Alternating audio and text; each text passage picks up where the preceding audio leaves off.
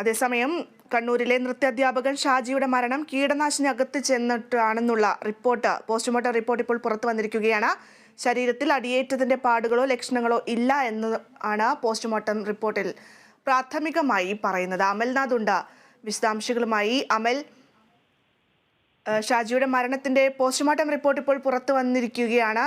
കുടുംബം വലിയ രീതിയിലുള്ള ആരോപണങ്ങളൊക്കെ ഉന്നയിക്കുന്നുണ്ട്. ആ ഒരു പശ്ചാത്തലം കൂടി നമുക്കിപ്പോൾ കണക്കിലെടുക്കേണ്ടതുണ്ട്. പക്ഷേ കീടനാശിനി ഉള്ളിൽ ചെന്നുള്ള ഒരു ജീവഹാനിയാണ് എന്നുള്ളതാണ് ഇപ്പോൾ നമുക്ക് മനസ്സിലാക്കാൻ സാധിക്കുന്നത്. എന്തൊക്കെയാണ് വിവരങ്ങൾ?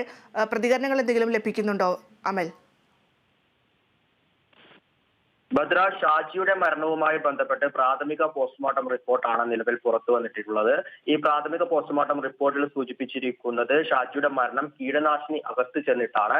ശരീരത്തിൽ അടിയേറ്റതിന്റെ പാടുകളോ ലക്ഷണങ്ങളോ ഒന്നും ഇല്ല എന്നും ഈ പോസ്റ്റ്മോർട്ടം റിപ്പോർട്ടിൽ സൂചിപ്പിക്കുന്നു. എങ്കിലും വിശദമായ റിപ്പോർട്ട് അടുത്ത ദിവസം ലഭിക്കുമെന്നാണ് മനസ്സിലാക്കുവാൻ വേണ്ടി സാധിക്കുന്നത്. ഇത്തരത്തിൽ ഈ ഷാജിയുടെ മരണവുമായി ബന്ധപ്പെട്ട് ബന്ധുക്കൾ പ്രധാനമായും ആരോപിച്ചത് ഈ മരണത്തിൽ ദുരൂഹതകൾ ഉണ്ട്.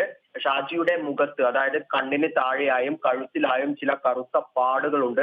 എവിടെ നിന്നെങ്കിലും അടി ലഭിച്ചിട്ടുണ്ടോ എന്നൊരു സംശയമുണ്ട്, മർദ്ദനമേറ്റിട്ടുണ്ടോ എന്നൊരു സംശയമുണ്ട്. എന്നാൽ ഷാജിയോട് അമ്മ ഇത് ചോദിച്ചപ്പോൾ തനിക്ക് മർദ്ദനങ്ങളൊന്നും ഏറ്റിട്ടില്ല എന്നൊരു മറുപടിയാണ് ലഭിച്ചത് എന്ന കാര്യങ്ങളാണ് അമ്മയും സഹോദരനും പറഞ്ഞിട്ടുണ്ടായിരുന്നത്. എന്നാൽ നിലവിൽ ഈ പ്രാഥമിക പോസ്റ്റ്മോർട്ടം റിപ്പോർട്ടിൽ നിന്നും മനസ്സിലാക്കുവാൻ വേണ്ടി സാധിക്കുന്നത് അടിയേറ്റതിന്റെ പാടുകളോ ലക്ഷണങ്ങളോ ഒന്നും ഇല്ല എന്നാണ്. കീടനാശിനി അകത്തു ചെന്ന മരണമാണ് എന്നാണ് പ്രാഥമിക പോസ്റ്റ്മോർട്ടം റിപ്പോർട്ടിൽ വിശദമാക്കിയിട്ടുള്ളത്. എന്തായാലും വിശദമായ റിപ്പോർട്ടുകൾ കൂടി ലഭിക്കേണ്ടിയിരിക്കുന്നു. എന്നാൽ മാത്രമേ കൂടുതൽ വ്യക്തതകൾ വരികയുള്ളൂ. നാളെയോടുകൂടി ഇതിന്റെ വിശദമായ റിപ്പോർട്ടുകൾ ലഭിക്കുമെന്നാണ് മനസ്സിലാക്കുന്നത്. അതേസമയം ഷാജിയുടെ മരണത്തിൽ കണ്ണൂർ സിറ്റി ഇൻസ്പെക്ടർ കൈലാസ് നാഥിന്റെ നേതൃത്വത്തിൽ ഊർജിതമായ അന്വേഷണവും ആരംഭിച്ചിട്ടുണ്ട്.